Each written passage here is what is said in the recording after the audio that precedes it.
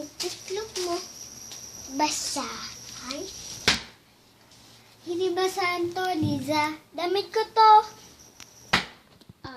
Akala ko naman basahan.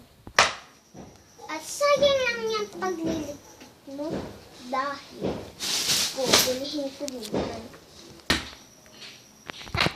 Ano ba na naman dahilan? Dahil pinagtitiripan mo na naman ako. Ang problema, ang pagmumukha mo. Hindi ka na naman nakainom ng gamot mo, no? Anong gamot? Wala akong sakit! Kung wala kang sakit, umayos ka. Alam mo na naman na nagagalit na yung mga magulang mo pag sumasablay ka. Hindi pagsasablay ang pag-aaway ko.